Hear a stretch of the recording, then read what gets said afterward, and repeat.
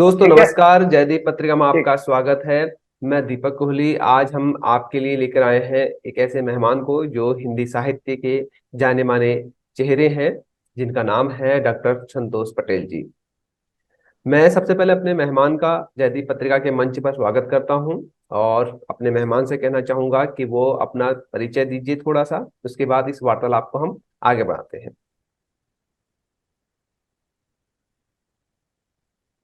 बहुत बहुत धन्यवाद दीपक जी, और आप तमाम श्रोताओं का मैं अभिनंदन करता हूं। मैं डॉक्टर संतोष पटेल कविताओं से वास्ता है, और मैं एक भाषा प्रेमी हूं। मेरा ऐसा मानना है कि दुनिया की समस्त भाषाएं महत्वपूर्ण और मधुर होती हैं। इसलिए हमें भाषाओं का संरक्षण करने के लिए सारी भाषाओं को समानता के साथ का संरक्षण भी करना चाहिए, उसका उपयोग भी करना चाहिए, उसका सम्मान भी करना चाहिए। हम बेशक दुनिया के किसी भी कोने में रहें। तो मैं यहाँ दिल्ली शिक्षक विश्वविद्यालय में आज असिस्टेंट रजिस्ट्रार हूँ। और मुझे कविताएं लिखने में और आलोचना के क्षेत्र में काम करने का बहुत ही मन रहता है, और मैं करता भी हूँ। अभी तक कुछ अपनी रचनाएं प्रकाशित हुई हैं। करीब मान के चलें कि 7 काव्य संग्रह हैं, और 2 आलोचनाओं की किताब है, और कुछ किताब और छपने वाली हैं। और भोजपुरी दलित साहित्य में, क्योंकि भोजपुरी भाषा में और दलित साहित्य के ऊपर मैं पूरा हिस्टोग्राफी के ऊपर काम कर रहा हूँ, तो उसमें भी मेरा इंटरवेंशन है। ये एक छोटा सा परिचय है। और बाकी देश और विदेश के जो भी मंच मिलते हैं, वहाँ लोग बुलाते हैं, आपके जैसे बुलाते हैं जी जी जी कविताएं सर। करने के लिए।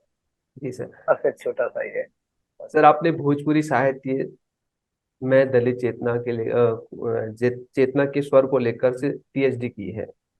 मैं सबसे पहले इसी पर सवाल करूंगा आपसे। दलित चेतना को लेकर आपका क्या विचार है? आजादी के बाद से दलित दलित चेतना शुरू हुई और अभी तक भी दलितों की स्थिति जो है वो हाशिए पर है।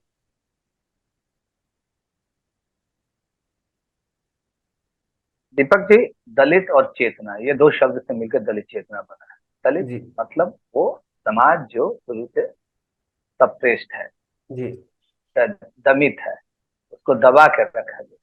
तो दलित का मतलब एक पर्टिकुलर कास्ट नहीं।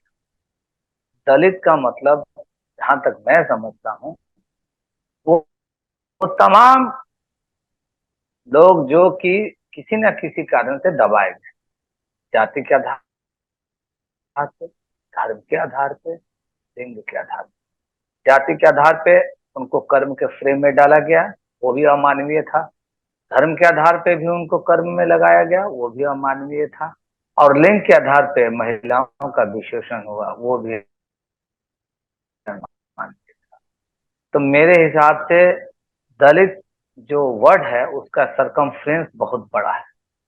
अब यही बात चेतना की, तो उस दलित में आप ये मान के चलिए, अनुसूचित जाति, अनुसूचित जनजाति, ओबीसी, ओबीसी का बहुत सारे कास्ट, ऐसा नहीं है कि ओबीसी के सारे कास्ट।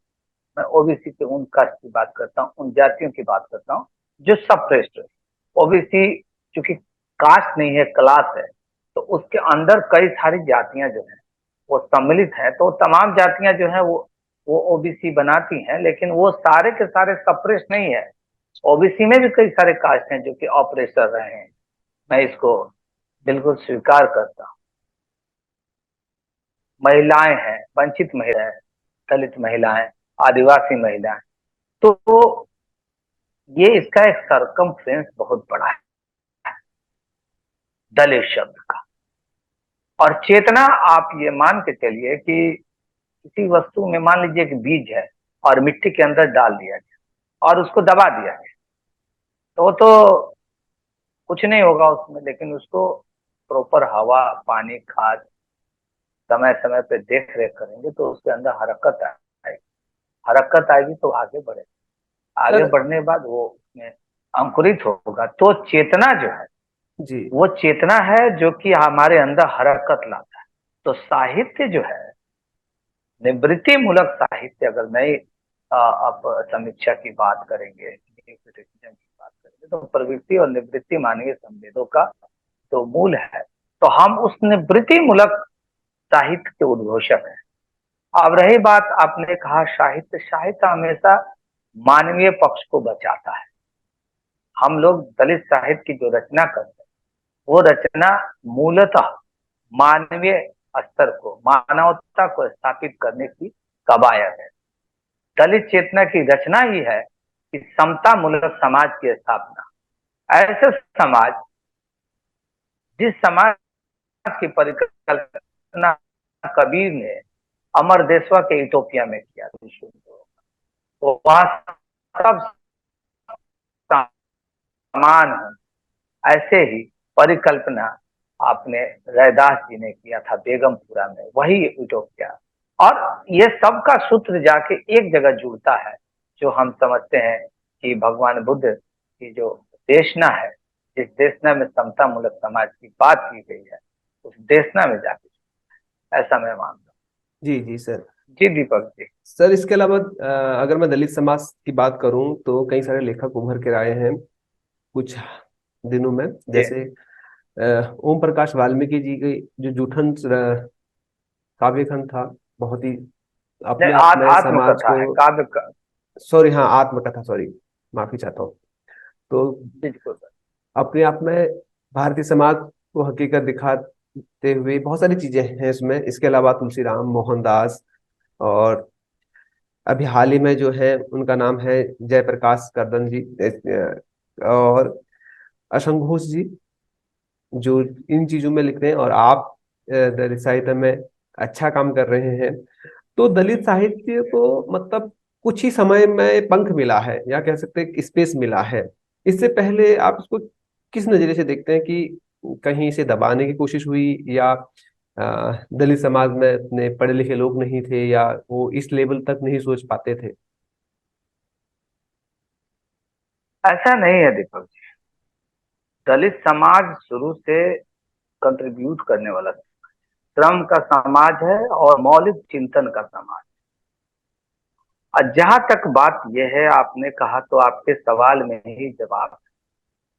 दलित, अब मैं आपको थोड़ा सा, मुझे वक्त दीजिएगा, मैं चीजों को बता आपको। मैं एक छोटे से उदाहरण से लेके चलूंगा, फिर समझ जाइएगा कि हम कहाँ से कहाँ तक, हमारा क्या कंट्रीब्यूशन। जी सर जी। आप एक मिथिला पेंटिंग का नाम सुना होगा। जी मिथिला पेंटिंग सुना आप? जी। मिथिला पेंटिंग पूरा विश्व स्तर, ये किसका योग था? ये पासवान जाति का, ये दुसाधु का है।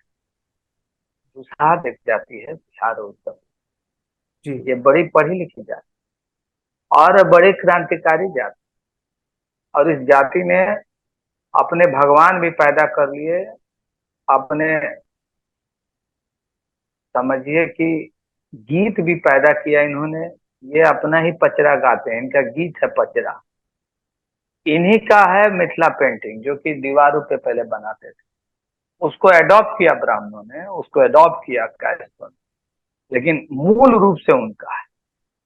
अब ये मैं तो आपको एक पेंटिंग की बात बताया, कलाकृति की। अब आइए थोड़ा सा हम नृत्य की ओर आते हैं। आपने ब्रह्मनऊ नृत्य नहीं सुना होगा, लेकिन चमरऊ नृत्य सुना होगा। जी जी। आपने रजपूतों नृत्य नहीं सुना होगा, लेकिन आपने धोबियो नृत्य सुना जी होगा। जी। आपने जी ललऊ नृत्य नहीं सुना होगा, लेकिन आपने जो है कहरऊ नृत्य सुना होगा। आपने कभी रजपूतऊ और भूमियरऊ नृत्य नहीं सुना होगा, लेकिन आपने वहां, आप देखेंगे तो गोड़ऊ का नाच है, तो गोंड जाति का नाच, कहार जाति का नाच, अहिर जाति का नाच, चमार जाति का नाच, नेटुआ का नाच, नटो का नाच, और ये सब नृत्य जो है लोक में विद्यमान, ये किसी से सीखने नहीं गए हैं, इन्होंने खुद कंट्रीब्यूट किया है। और आज लोग उसको लोक नृत्य के रूप में अप्रोप्रिएट कर रहे हैं। तो मैं मौलिकता की बात बताता हूँ। वैसे आइए, उनके साहित्य को से चोरी करके लोग शिष्ट साहित्य बना लेते हैं, लेकिन लोक साहित्य मुख्य है। धान प्रमुख है, उसके बाद ही भात बनता है। चावल, चावल नहीं उपजता है, धान उपज। तो धान देने वाले लोग हैं दलित साहित्य के, दलित वर्ग के लोग। धान मतलब श्रम, श्रम से रुक जाऊं। अब आपको पता होगा ही कि जो खेती करते हैं, रोपनी करते हैं, सोहनी करते हैं, कटनी करते हैं। ये टिपिकल वर्ड है। जैसे आप खेती कृषि कार्य करेंगे तो रोपा करते हैं, धान का रुपाई होता है जी जी। और गेहूं का बुआई होता है। वो कौन करता है? हमारा समाज। ब्राह्मण समाज में तो हल छूने पे अछूत हो जाते थे ब्राह्मण। ये तो फैक्ट है ना, इसको तो कोई झुटला नहीं सकता। उन्होंने ही बनाया नियम, हमने नहीं बनाया। हम तो मानवतावादी हैं। हम तो हमेशा मानवता को स्थापित करने के लिए, ह्यूमनिज्म को स्थापित करने के लिए समता मूलक हमारे सावित्रीबाई फुले और ज्योतिबा फुले साहू जी महाराज और तमाम छत्रपति शिवाजी महाराज से लेकर बाबा साहब अम्बेडकर तक, और आज भी जो है रामस्वरूप वर्मा से लेके जगदेव बाबू तक, तमाम लोगों ने, आर्य समाज से लेके और वो बेनी समाज तक, चांदीपुरी तक, तमाम लोगों ने समता मूलक समाज, साउथ से उधर पेरियार हैं, रामदेव महाराज हैं, सारे लोग। तो हमारा समाज श्रम समाज, हम श्रम में भी गीत गाते हैं। रोपनी का गीत गाते हैं, सोहनी का गीत गाते हैं, कटनी का गीत गाते हैं। और हम उत्सव धर्मी समाज, हम स्कार्सिटी में रहने के बावजूद भी, कमियों के बावजूद भी, अपनी कमी को हम अपने माथे पे चढ़ने नहीं देते, उसको दरकिनार करके, उसको नजरअंदाज करके उत्सव मनाते हैं। तो हम थोड़े में भी उत्सव मनाने की कला हमारे अंदर है। क्यों? कलाओं का भरमार है हमारे। हम लोकगीत, हमने तरह तरह के लोकगीत दिए। आज उसी लोकगीत को गा के मालिनी अवस्थी अवार्ड पा रही है। उसी लोकगीत को गा के शारदा सिन्हा अवार्ड पा रही है। लेकिन लोकगीत तो गाने वाले और देने वाले तो हमारे लोग थे। क्योंकि सत्ता उनके हाथ में, तो वो लोग पाएंगे। हमारे सत्ता के जो लोग आते हैं वो हमारे लोग को ध्यान नहीं देते हैं। सच्चाई तो यही है। अगर उन्होंने हमारे लोग को ध्यान दिया होता तो हमारे लोग भी पद्म पुरस्कार पाते। क्योंकि हम लोग ही इनिशिएटर हैं, बाकी लोग अप्रोप्रिएटर हैं। दूसरे लोग उसको ग्रहण कर लेते हैं, उसको अप्रोप्रिएट कर लेते हैं और चाहते हैं कि उनको बना लो अपना, और हमारे से पिंड छुड़ा लेते हैं। लेकिन सच्चाई ये है कि हम कुछ कंट्रीब्यूट करते हैं। अब आप, मुझे लगता है कि जो आपका जो सवाल था उसका एक मैंने कोशिश की है कि एक जी जी। इस ढंग से कि स्पष्ट रूप से चीजें आ जाए कि हमारा समाज हमेशा कंट्रीब्यूट किया। सर आपने विस्तार पूर्वक समझाया, बहुत बढ़िया लगा मुझे भी, और मैं भी कुछ चीजें पहली बार सुनी। सर, जो डिजिटलाइजेशन है, या जो आधुनिक दुनिया में अभी सोशल मीडिया आया है, इसको आप किस तरीके से देखते हैं? क्या इससे मतलब साहित्य को नया मंच मिला है, या साहित्य कहीं ना कहीं मतलब एक गलत दिशा की ओर जा रहा है? नहीं नहीं सर, एक बात सुन लीजिए। मैं एक छोटी कविता पढ़ता हूँ जी जी। और बातचीत भी होती है। जी जी जरूर। एक कविता है मेरी, मुख्य धारा बनाम सोशल। आपके सवाल का जवाब इस कविता में दर्ज है और मुझे लगता है कि आपको अच्छा भी लगेगा। जी जी जरूर जरूर। सुनिए, ये मेरी एक किताब है, जारी है लड़ाई। जारी है लड़ाई, ये ज्ञान और अंधविश्वास के बीच में लड़ाई। क्योंकि हमारा समाज शुरू से ज्ञान का उत्पादन करने वाला, अंधविश्वास में उसको डाला जा रहा है। नए नए हथकंडे, नए नए अवतार के पास सोशल मीडिया आके हमें एक मंच, सोशल मीडिया ने एक समता मूलक मंच, जैसे अंग्रेज आके हमें अंग्रेजी दिया, हमने पढ़ा, बाबा साहब देश विदेश पढ़ के आए, उन्होंने एक हमारे लिए इतना सुंदर संविधान दिया कि आज दीपक कोहली और संतोष पटेल बैठ के बात कर। ये सोशल मीडिया का योगदान है। नहीं तो अगर यही ब्राह्मणीकरण मीडिया होती तो दीपक कोहली को भी ब्लॉक कर देता और संतोष पटेल को। तो ये जूम, ये आप जो भी गूगल मीट है, या गूगल के विभिन्न प्रोडक्ट्स हैं, या सोशल मीडिया का जो माध्यम है, अब तो हम ग्लोबल विलेज में जी रहे हैं। हमारे हाथ में पूरी दुनिया है। तो हम जो ये सप्रेस क्लास है, मार्जिनाइज सेक्शन है, जो हाशिए के समाज है, जो दलित समाज पर का, आज उसको इतना बड़ा मंच मिला है, ग्लोबल मंच मिला है। उसको समझने की जरूरत है। और मैं उसके पीछे की भी बात बताऊंगा कि जब ये मंच हमें मिला तो इस मंच पे को बंद करने का भी प्रपंच शुरू हो गया। तो यहाँ सत्ता में बैठे लोग इस मंच के प्रपंच को, अपने प्रपंच से इस मंच को तहस नहस करना चाहते हैं। क्योंकि हमें, वो चाहते नहीं कि समता मूलक समाज की स्थापना, वो चाहते नहीं कि बराबरी का अधिकार। आज हम सब बराबर बोल सकते हैं ना।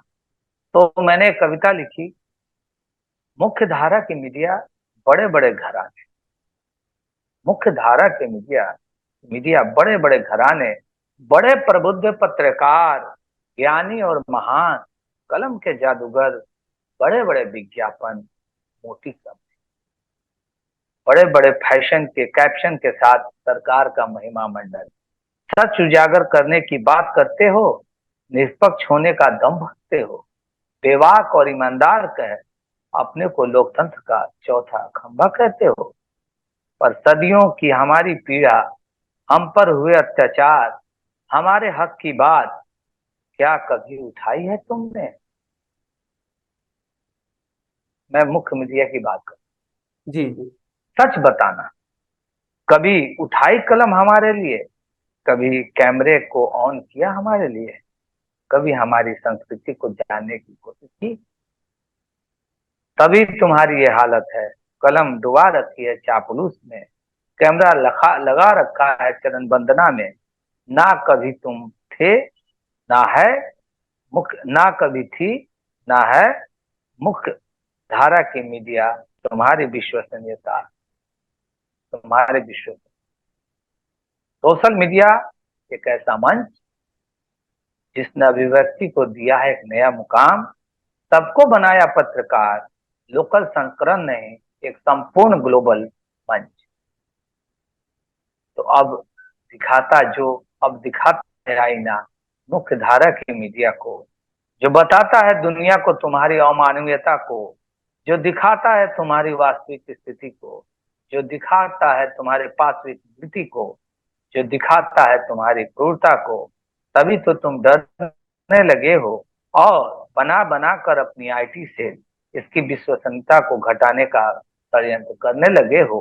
रोज रोज सुनाते हो फरमान सोशल मीडिया को, क्योंकि मालूम है तुम्हें, यदि यह किसी को जिता सकता है तो यह किसी को हरा भी सकता है, या किसी को जिता भी सकता है तो किसी को हरा। बहुत तो शानदार मुझे कविता लगता है। है कि ये दोनों मुख्यधारा और सोशल मीडिया के कंट्रीब्यूशन को मैंने डिपिक्ट करने की कोशिश की है, and I have delineated very clearly that कि सोशल मीडिया ने हम लोग के लिए एक ऐसा ग्लोबल मंच दिया है कि हम लोग आज इस आगे तक अपनी बात को पहुंचा सकते हैं, पूरी दुनिया में। सर, हिंदी साहित्य के भविष्य को आप कैसे देखते हैं, और साथ में दलित साहित्य के भविष्य को?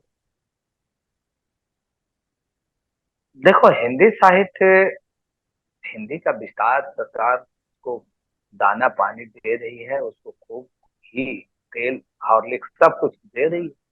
हर तरह से सरकार हिंदी को बढ़ावा में लगी है और हिंदी को ही एक ऐसा मंच दिया जा रहा है ग्लोबल स्तर पे कि उसको संयुक्त राष्ट्र की भाषा भी बनाई जा सकती है। तो हिंदी का भविष्य, कोई भी भाषा हो, वो हिंदी हो या भोजपुरी हो या कुमायूं हो या गढ़वाली हो या कोई भी हो, अगर सत्ता उसको संपोषित करती है, राज सत्ता उसके पक्ष में खड़ी होती है, तो ये जरूर है कि वो भाषा प्रशासन की भाषा बनती है, शिक्षा की भाषा बनती है, हमारे कम्युनिकेशन की भाषा बनती है, क्योंकि सत्ता उसको पूरी तरह से फीड करती है। वो कोई भी भाषा हो, हर देश में ऐसा है, ऐसा नहीं कि भारत में। हिंदी से हमारा लगाव है, हिंदी से हमें प्रेम है। हम भी चाहते हैं हिंदी देश की राष्ट्रीय भाषा बने, लेकिन हिंदी को वो काम नहीं करना चाहिए जो काम अंग्रेजी में। विश्व हिंदी ये विश्व हिंदी सम्मेलन जोहान्सबर्ग में हो रहा था, वहां गांधी जी की पोती इला गांधी ने एक बात कही थी, मैं वहां कोट करना चाहता हूँ, 2015 की बात। उन्होंने कहा कि भारत में भी छोटी छोटी भाषाएं मार्जिनलाइज्ड हो रही हैं, वो भी डिक्लाइन हो रही हैं, वो भी खत्म होने की कगार पे हैं। तो वो काम हिंदी को नहीं करना चाहिए जो काम अंग्रेजी पूरी दुनिया में कर, बड़ी भाषाओं को नहीं कर। जी। आप मीडिया को देखिए, जो क्रोनी कैपिटलिज्म है और जो मीडिया का होड़ है, वो दो भाषाओं को बढ़ाने में लगे, या तो अंग्रेजी को या तो हिंदी। तो दूसरी भाषाएं जो हमारे पुरखों ने दिया है, क्या वो खत्म हो जाना चाहिए? तो ये हिंदी को इस बात को सोचना चाहिए।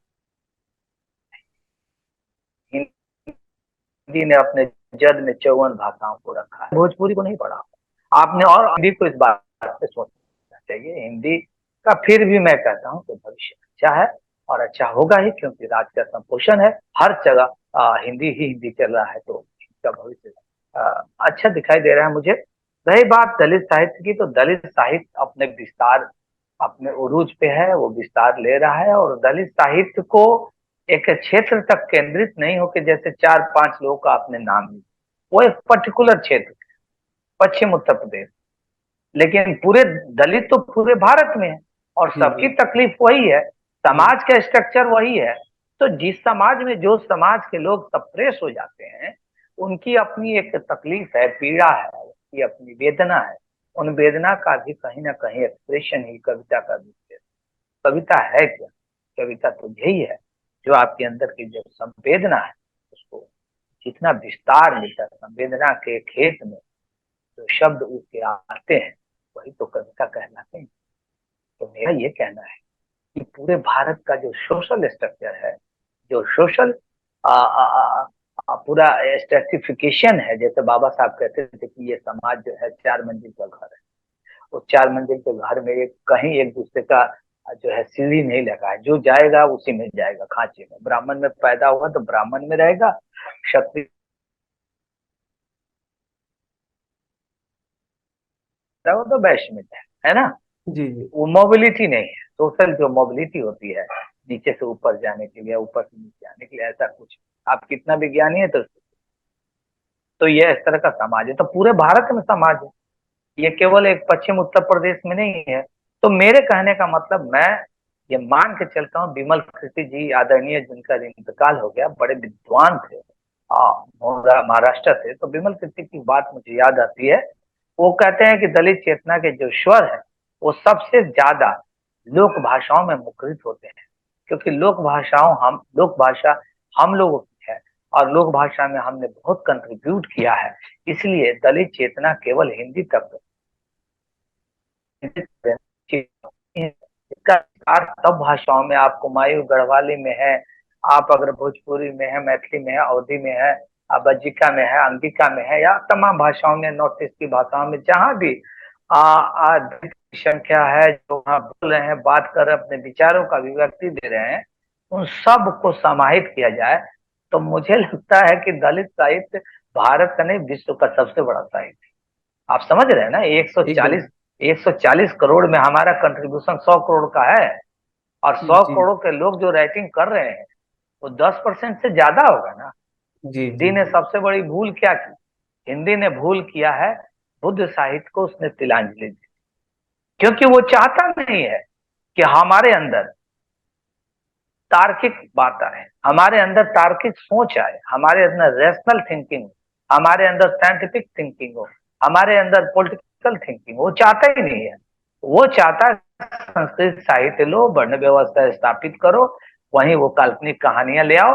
तो हिंदी साहित्य में आपको पूरी पॉलिटिक्स पढ़ लीजिएगा हिंदी साहित्य का, वो संस्कृत की ओर ज्यादा जो है झुका दिखेगा, और बौद्ध साहित्य कटा दिखेगा। ये बहुत बड़ा विरोधाभास है, इस बहुजन को समझना चाहिए, बहुजन साहित्यकारों को समझना चाहिए, दलित राइट्स को भी समझना चाहिए कि हमें, तो ये दलित चेतना जो है बुद्ध साहित्य को अपने साथ जोड़ रही है, जो सबसे मानवीय साहित्य है। बुद्ध चाहते थे कि पूरी दुनिया में मानवता एक समान, कि दर्द से सब लोग मुक्त रहे, समानता का भाव हो। तो उनकी सारी देशना पढ़ लीजिए, सारी देशना मानवतावाद का ही प्रतीक है, मानवतावाद का ही संचरण करता है। और सर आपने संस्कृत पांच साहित्य आपके बीच में बंटवारा। जी सर। सर आपने 5 बार जी। पोस्ट ग्रेजुएशन किया और इसके अलावा भी आप पढ़ रहे हैं, अभी भी हम्म। कुछ न कुछ कर रहे हैं। एक युवा के लिए आप क्या कहना चाहेंगे कि शिक्षा को किस तरीके से उसे लेना चाहिए अपने जीवन में? मेरे लिए तो सबसे बड़े महामानव बुद्ध के बाद अगर मैं किसी को मानता हूँ तो बाबा साहब अम्बेडकर। और बाबा साहब के जो शिक्षा का, बाबा साहब ने जो शिक्षा अर्जित की, वो हमारे लिए ही प्रेरणा शुरू। मैं समझता हूँ कि शिक्षा, जो बाबा साहब कहते थे कि शेरनी का दूध है, तो मैं ये मानता हूँ कि शिक्षा शेरनी का दूध है, जो पीता है वह दूध है। बाबा साहब को मैंने इसलिए उनकी ये जो सूत्र है, सूत्र वाक्य पे मैंने ये किताब लिखी है। इसमें देखिए फोटो आपको कुछ डिफरेंट दिखाई देगा। इसमें मैं दिखाता हूँ बीच में बाबा साहब, वो जी कहते जी थे जी जी। Educate, unite and educate. तो बाबा साहब हम लोग को पढ़ने के लिए पहले, यानी कि शिक्षा पहले, फिर कहते हैं संगठित, फिर कहते हैं संगठित। जी सर और जी। आज तक दुनिया में कोई भी चीज हासिल हुआ है दीपक जी तो संघर्ष से ही हुआ। और वो संघर्ष सही जगह पे हो उसके लिए शिक्षित हो, और जितना ताकतवर संघर्ष हो उसके लिए हमारा संगठित होना। हम लोग जिस जातिवाद का प्रतिकार किए, अन्य वो क्या रहा है कि हमारे ही लोग एक जाति के कुनबे में जाके सिमट जाते हैं। दलित साहित्य के साथ ये भी विडंबना है कि कहीं जाटोवाद है तो कहीं वाल्मीकिवाद है, तो वो कहीं वो ओबीसी को नहीं पूछेंगे, तो ओबीसी वाला लिख रहा है तो वो नहीं पूछेंगे। महिला में भी है तो कुछ महिलावाद भी है। तो कई तरह के वाद से ये भी ग्रसित है, ये भी समझिए कि ये चीज नहीं है। तो बाबा साहब के अगर मूल्यों को सही से मान के चलते, ज्योतिबा फुले के मूल्यों को मान के चलते, पेरियार के विचारों को मान के चलते, रामस्वरूप वर्मा से लेके और तमाम जितने हमारे मानवतावादी हमारे लोग हैं उन सबको मान के चलते, तो ये बीमारी से हम लोग मुक्त हैं। इसलिए मैं कहता हूँ शिक्षा को ग्रहण करना बहुत जरूरी है, क्योंकि वो आपके अंधेरे दिमाग में एक ज्योति जला दे, और वो ज्योति आपको प्रकाशमान करती है, आपको आगे का रास्ता दिखाती है। ये देखो भाई मैंने प्रकाशित कर दिया, अब आप चलिए। सर आप अभी तक का कारक के चिन्ह, जारी है लड़ाई, नो क्लीन चिट, अमीबा जैसी रचना मतलब किताबें लिख चुके हैं। इन फ्यूचर में भी और भी आपका प्लान होगा शायद लिखने का। और इसके अलावा भोजपुरी में भी आप लिख चुके हैं, भोर, भिनुसार और इंसान, हाँ भिनसार, अदहन, अदहन जैसे और एक अदहन है। जी जी जी। इन फ्यूचर भी आप शायद लिखेंगे और भी चीजें लिखेंगे। तो इतने सारे किताब लिखने के बाद आपने क्या अनुभव जी किया बतौर राइटर और बतौर नागरिक, या एक स्टूडेंट के तौर पर आपने जो सीखा, इतने सारे किताबों में आपने वो सब कुछ पिरोया होगा, तो कुछ अनुभव रहे होंगे आपके लिखते वक्त भी, आपने 10 लोगों से बात की होगी, या समाज को आपने देखा होगा एक नजरिए से जब बैठे होंगे आप लिखने के लिए, तो कई सारी कल्पनाएं की होंगी, कई सारे हकीकतों को आपने जानने की कोशिश की होगी। दीपक जी, हम लोगों की जो कविताएं वो कल्पनाओं पे आधारित नहीं है। कोई भी कविता जो है फैंसी ऑफ लाइट नहीं। Our poetries are based on the reality and bitter reality of the society. whatever the discrimination, whatever the differences, or whatever the segregation we have felt over the period of time, हमने jot down किया। हमने वही लिखा जो हमारे साथ भेदभाव हुए, जो हमारे साथ अंतर किया गया, हम लोग के बीच में तफरका पैदा किया गया, कैसे हमें हाशिए पे रखा गया, क्यों हमें नहीं पूछा जाता है। तमाम तरह के अनुभव को हमने इसमें दर्ज किया। कविताएं क्या है? कविता खुद की खोज है। कविता खुद की खोज है। खुद की खोज क्या है? हम अपने को कहाँ पाते हैं कि यहाँ पाते हैं, ऐसे करना है, हमें कैसे किया गया, नहीं किया गया, हमारे समाज को क्या गया। हम लोग इंडिविजुअल चलने वाले लोग नहीं है, क्योंकि ये संघर्ष जो है आ, हमारा संघर्ष है, हमारा मतलब हम सब का। तो हम सब के संघर्ष में सब लोग शामिल। वो सामूहिकता की भावना ही दलित है। तो जो मन में पीड़ा होती है, जो वेदना होती है, और जो करुणाएं होती है, जो समस्याएं होती हैं, और मैं कुछ सुप्त वाकों में कविताओं को लिखता हूँ ताकि हमारे लोग होशियार बने, हमारे लोग समझे कि कहाँ हमारे अवसर को दाबा जा रहा है, कहाँ हमारे अपॉर्चुनिटी को। क्योंकि देखो बाबा साहब के का एक कहना था, इक्वल अपॉर्चुनिटी एंड प्रॉपर, बराबर का अधिकार और समान प्रतिनिधि।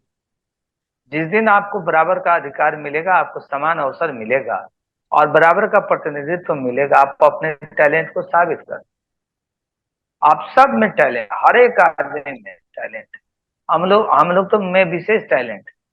हमारे पास अपना वाद्य यंत्र है, अपना संगीत है, अपने नाटक हैं, अपने हमारे भोजपुरी के बहुत बड़े नाटककार हजाम समाज से, नाई समाज से, भिखारी ठाकुर, बहुत बड़े रचनाकार, जो दाढ़ी बनाते थे बाल काट, तो उन्होंने इतना बड़ा सोशल इश्यूज पे इतने नाटक लिखे। तो ये हमारे समाज में मौलिकता जो है, जो आपने कहा था ओरिजिनलिटी, तो दिस सोसाइटी बीएस ओरिजिनलिटी, ये कभी नकल नहीं। पढ़ने का जो मकसद है, मकसद एक ही है कि हम समझ सके चीजों बारीकी से। केवल डिग्री लेना मकसद नहीं। अगर हमने इंग्लिश साहित्य में पढ़ाई की, इंग्लिश साहित्य में किया, तो इंग्लिश साहित्य को समझने का मौका मिला, क्योंकि इंग्लिश साहित्य पढ़ने के बाद अच्छे अच्छे किताबों को आप पढ़, इंग्लिश से हम लोग को अलग नहीं होना है। फिर हिंदी साहित्य पढ़ा, देखें भाई ब्राह्मणिकन जो हेजिमोनी है वो किस तरह से वहां हावी है, उसको भी देखना है। जब तक आप अपने दुश्मन को नहीं समझे, तब तक आप वार तो नहीं कर पाएंगे ना, आपका वार खाली जाएगा।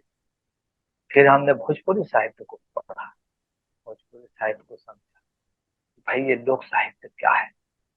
तब मुझे भोजपुरी में पूरे समाज के अवदान के बारे में पता चला कि सब कुछ तो हमारा ही दिया हुआ है, और लोग बाग उसको किताब लिख के पीएचडी ले रहे हैं, लोग बाग किताब लिख के पद्म श्री लिख, समझ रहे, सारा कुछ आपका है। माल महाराज का, मिर्जा खेले होली, माल जो है महाराज का है, अब मिर्जा खेल रहे हैं, मिर्जा साहब खेल रहे हैं होली। तो इसको समझने की जरूरत है। तो ये जब अंदर आप जाएंगे तो उस चीज को समझ कि कैसे हम लोग के साथ भेदभाव होता है। तो जी ये सर। भेदभाव के कारण मैं एक कारक के चिन्ह से एक छोटी सी कविता सुनाता हूँ आपको, जरूर जरूर जरूर सर, क्योंकि जरूर। ये कुछ चीजें जो है ना, हाँ, ये देखिए क्या है कि जब तक इनको नहीं समझ ही पाइएगा तो हम लोग लड़ाई नहीं जीत पाएंगे। अब मैंने एक कारक के चिन्ह नाम क्यों रखा है, इसको पढ़िए और सुनिए कि मैं आपको अच्छी लगेगी जी जी आपके सर, श्रोताओं को। जरूर जरूर जरूर जरूर सर। हाँ सुनिए, कारक के चिन्ह कविता का ही नाम है, और उसी पे ये काव्य समय रखा। कर्ता ने मतलब उन्होंने, कर्ता ने मतलब उन्होंने, ये मेरी कविताएं बिल्कुल सीधे साधे तौर पे आपके दिल में चली जाए और मस्तिष्क में, दिल से निकली है तो दिल तक ही जाती की बात है। कर्ता ने मतलब उन्होंने, जिन्होंने सदियों से खटमल की तरह चूसा है खून। कर्ता ने मतलब उन्होंने, जिन्होंने सदियों से खटमल की तरह चूसा है खून और पकड़ रखा है सारे अवसर। जिन्होंने सदियों से खटमल की तरह चूसा है खून और पकड़ रखा है सारे अवसर, कर्म को, अपने भाइयों और बिरादरी वालों को, करण से, समस्त सरकारी संसाधनों से, संप्रदाय के लिए, अपनी जातीय एकता बनाए रखने के लिए, आपादान से अलग करके दूसरों से संबंध का के की, अपनों का, अपनों के और अपनों की अधिकरण में में पर, अपने संसाधनों, विश्वविद्यालयों और अकादमियों में, समस्त अपने हड़पे मंचों बोधन, हे अरे, यानी हे हमारे भाइयों बहनों, समझो इस कारक के चिन्ह। अरे भाइयों बहनों, नहीं समझोगे तो पछताओगे, क्योंकि समझने लगे हैं वे भी कारक के चिन्ह, क्योंकि समझने लगे हैं वे भी इस कारक के चिन्ह। अब इस कविता को आप समझिए कि मैंने सारे कारक के चिन्ह के हिसाब से पूरे समाज की जो व्यवस्था है, जहां जहां किस तरह से लोगों ने सारे अवसरों को साफ रखा, उसको मैंने उद्घाटित करने की कोशिश की है। ये एक नया तरीके का प्रयोग की कविता है, शायद आपने कभी सुनी नहीं। सर बहुत शानदार रचना थी। ये कारक के चिन्ह पे कविताएं मैंने। सर बहुत शानदार कविताएं थी, आपने विस्तार शुक्रिया। पूर्वक दलित साहित्य पर भी चर्चा की। और मैं इजाजत लूंगा, इस वार्तालाप को यहीं पर समाप्त करूंगा क्योंकि मेरा समय शुक्रिया। भी खत्म हो चुका है। मात्र 1 मिनट बचा हुआ है, इसी 1 मिनट जी के जी अंदर जी, से समाप्त करेंगे। अगर आप कुछ कहना कोई चाहते हैं बात नहीं, तो बहुत आप कह अच्छी सकते हैं। बातचीत रही।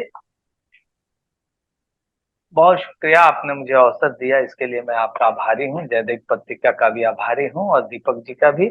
और भविष्य में कविता पाठ भी होंगी, मैं उम्मीद करता हूँ फिर आपको मैं अपनी कविताओं से रूबरू कराऊंगा, और फिर मेरे कविताओं के जो अलग अलग सेट्स हैं उसको आपको समझने का अवसर मिलेगा। बहरहाल मैं एक ही बात का संदेश देना चाहता हूँ कि हम लोग इंसान हैं, तो हम इंसान की तरह रहें, एक दूसरे को प्रेम करें, कहीं कोई भेदभाव नहीं करें, और एक ऐसे समाज की स्थापना करें जो समता मूलक हो। इन्हीं शब्दों के साथ मैं अपनी वाणी को विराम देता हूँ, और दीपक जी का भी मैं बहुत आभारी हूँ। बहुत बहुत बहुत बहुत धन्यवाद सर।